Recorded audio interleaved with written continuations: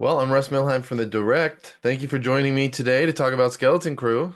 Thank you for having me on. I'm very excited because I really haven't been able to talk about Skeleton Crew too much, and it's getting to be the time where I'm going to be able to now. And I wasn't even able to talk about my character really until recently, so this is very exciting. Thank you for having me on. Of course, of course. Yeah, no, one of the first questions I was going to ask you is how hard it was to keep all these secrets.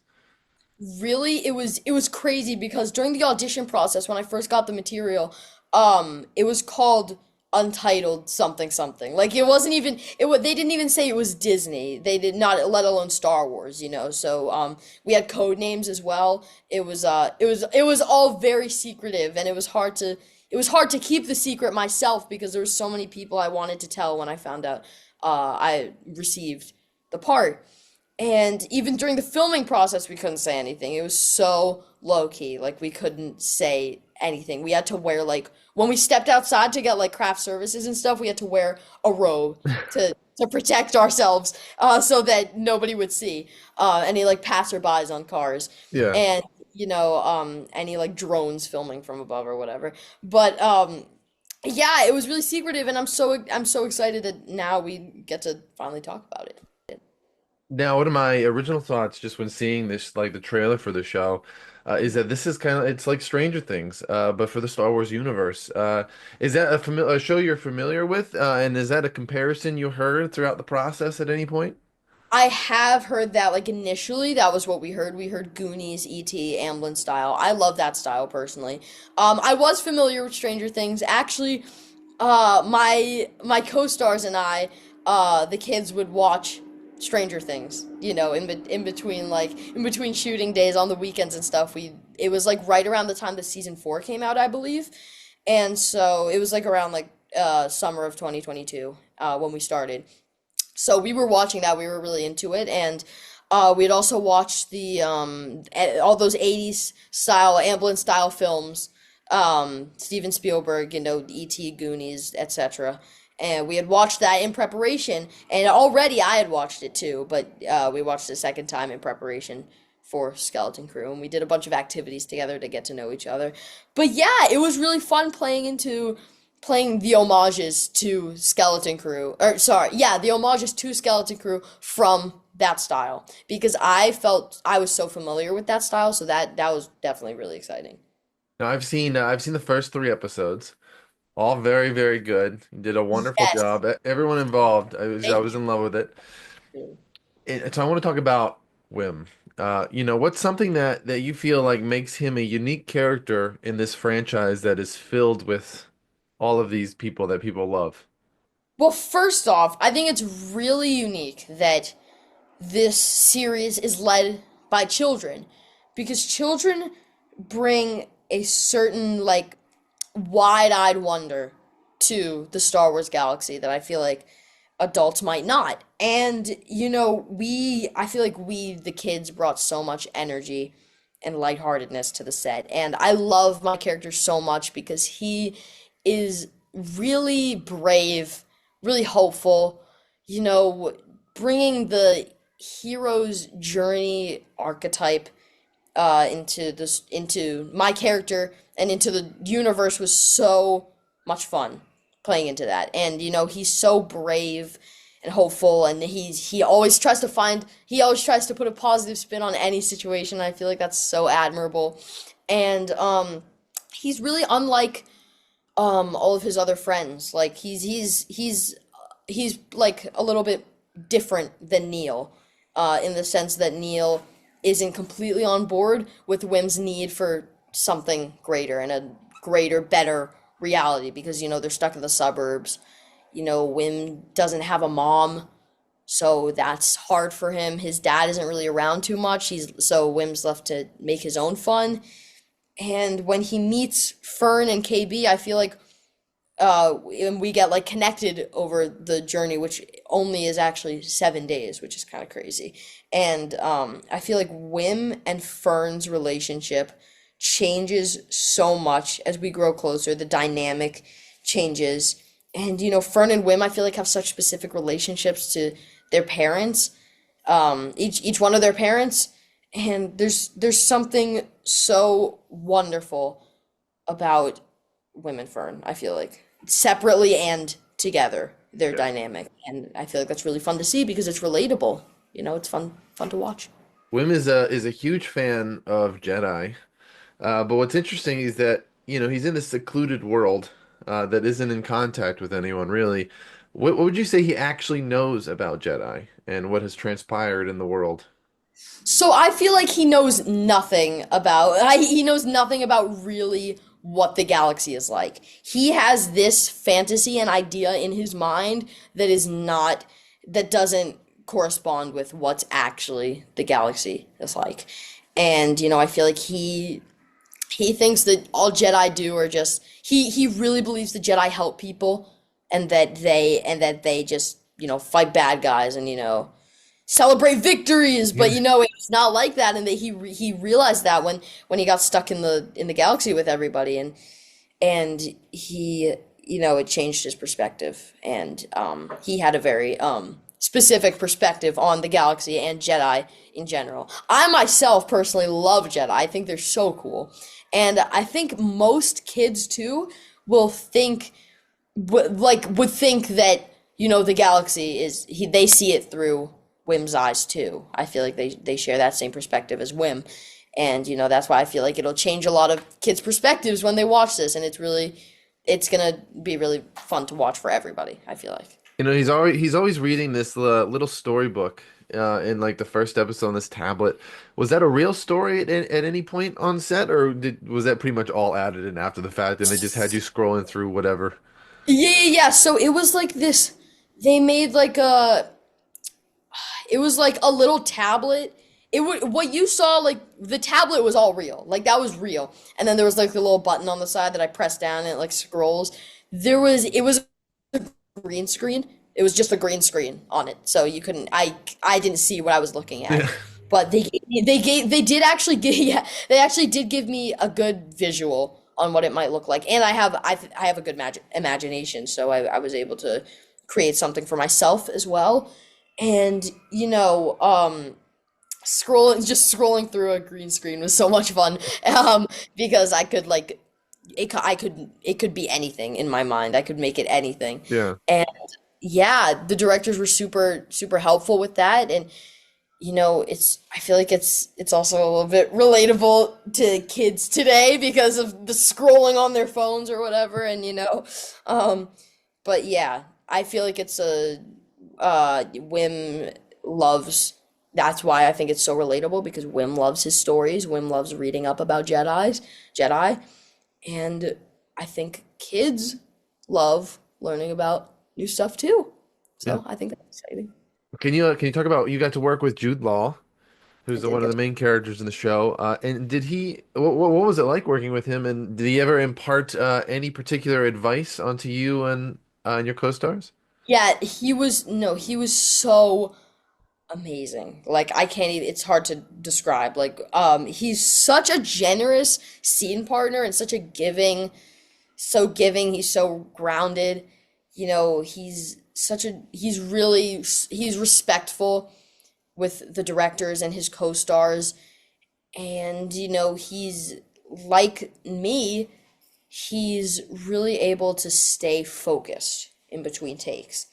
And so he would like us we would if it was a scene we were doing together, we would both like walk in opposite directions and run the scene to each other, like right before they called action. Like when they said rolling, there was like a little bit of time, so we like kind of got focused and grounded. And being around him was so helpful because he's so experienced, and so he's had a lot of opportunities to do that. And he's just such a not he not in addition to being such a fantastic actor, he's such a nice guy.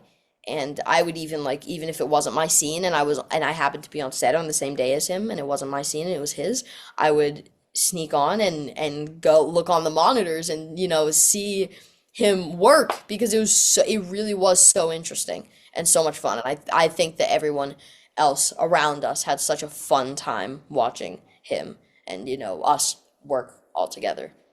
You also got to work with John Watts, who directed three of the best Spider-Man movies. What was that like? He was so good. I think he did two. he did two of the episodes, and he was also a writer. And oh my gosh, he was. I really liked his directing style, and it was funny because we had so many different directors. They each brought their own unique take on the concept and the episodes. And we first talked on a Zoom call, me and John, and we talked about Star Wars related things, non-Star Wars related things, work related things, non-work related things. We talked about squirrels, there was a As squirrel one does. outside my window that I Yeah. was like, sorry, he's knocking on my window. And yeah, yeah, he's so cooperative and he's so comfortable with any circumstance. He's such a fantastic director, and it was fun because Chris Ford was also another writer that worked alongside John, and they worked so well together. And the stunt director on Spider-Man, John worked with, was also on Skeleton Crew, George Cottle. And we actually, George, while we were doing stunt training, George Cottle FaceTimed Tom Holland. So we got to talk to Tom Holland, which is so much fun, and he was actually on set when George called him. So it was really funny. It was really funny, and yeah, just working with everyone who had already mutually worked together as well was a lot of fun because I'd never worked with them, and it was a lot of fun getting to know them and working alongside all these people, and all of them are my mentors. One of my favorite characters in the show is Robert Timothy Smith's Neil, who I thought was awesome and just endlessly hilarious. I assume you guys have a great bromance off in real life as well now. Oh yeah, oh yeah. No, I'm gonna actually see him and everyone tomorrow, and Robert really is funny. He's really funny. On and off set, he's really funny.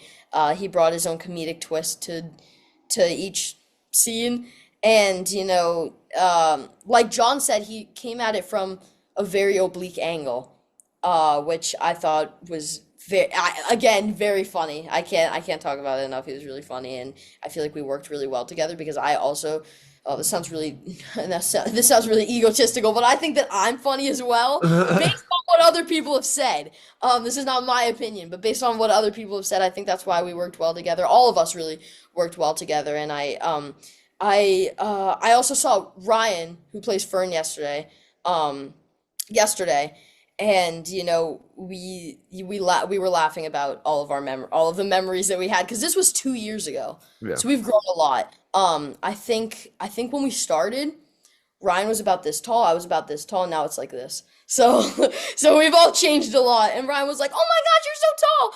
And yeah, no, everybody's so nice. Everyone was so fun to work with. All the kids were so much fun. We were all around the same age. I'd never really worked with people my age before, so it was really fun. And it was my first time, and it was very fun. Was Neil's suit entirely like practical? How much of it was like practical versus CGI?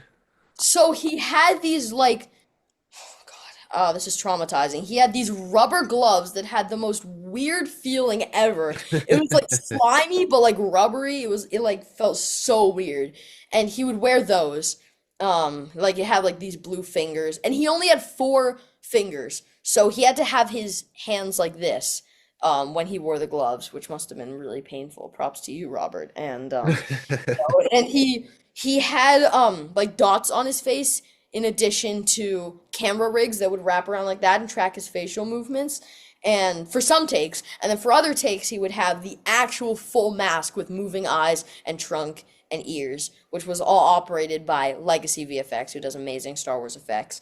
And they had two Legacy puppeteers had like remote controls like that you would use for like drones and stuff that were rigged up to his eyes. So when they moved the joystick, it would move his eyes and his trunk. It was the funniest thing. It was so fun to work with, and all of the aliens were really real too.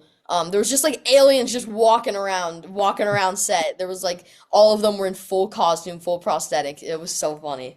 It was really funny. Yeah, it must have been a blast. That would have been a really cool environment to be in. Yeah, yeah.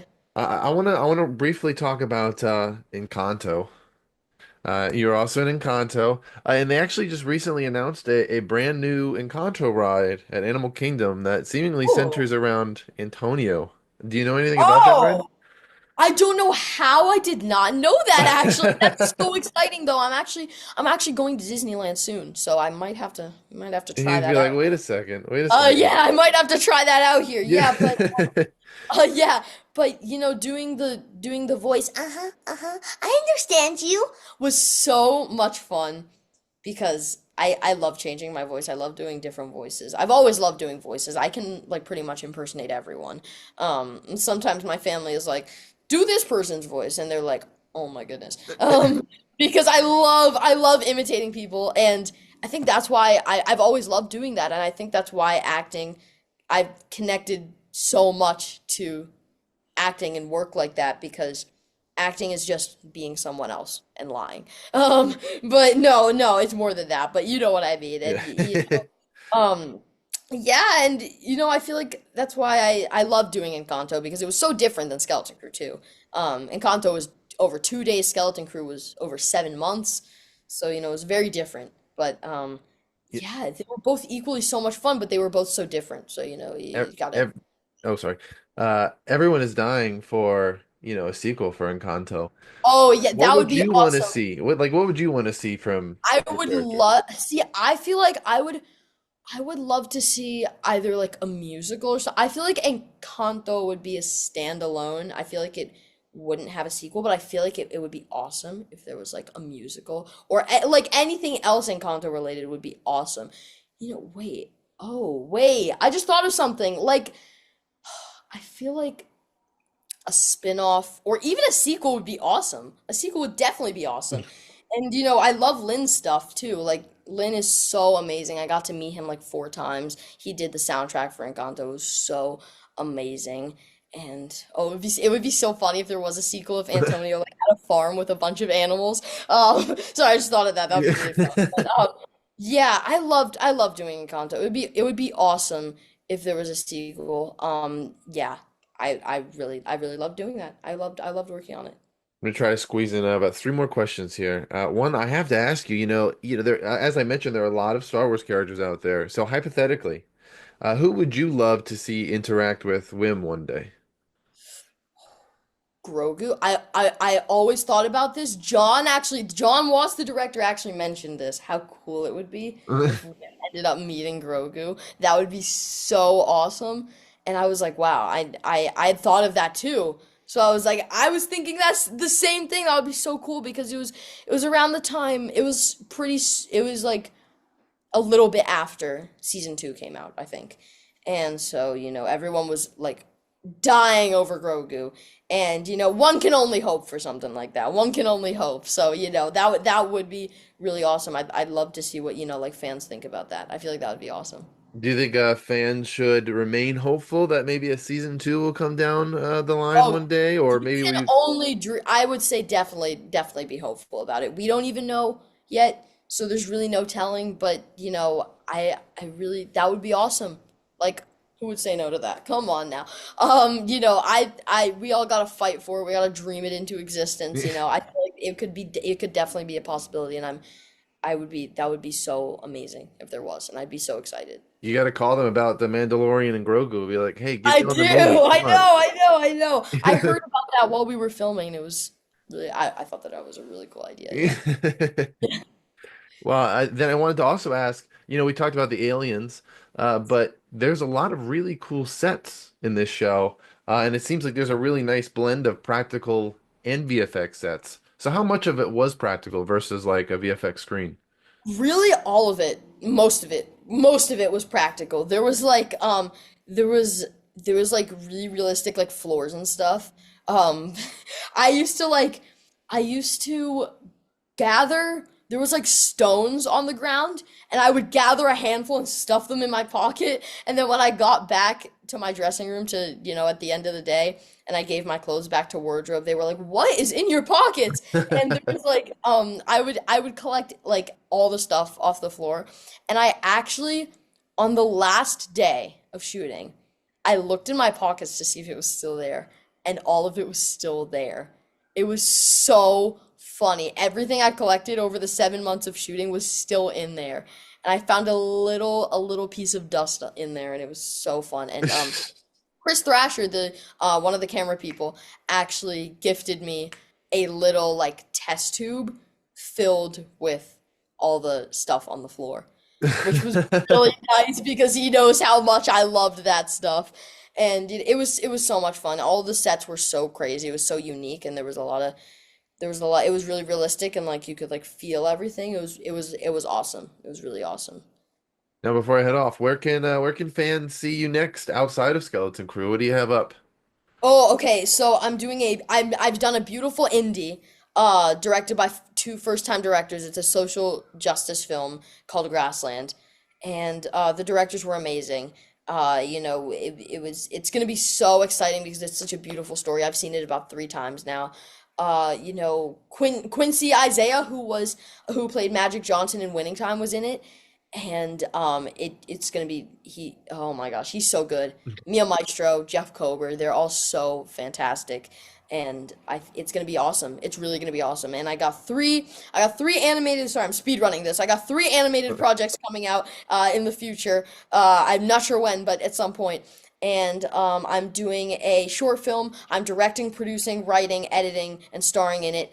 And I'm really excited because Jon Favreau challenged me to do it, and I'm really glad he did because it's a lot of fun. It is difficult, don't get me wrong, but it is a lot of fun, and I would love to go back to the Star Wars universe for a season 2. That would be amazing.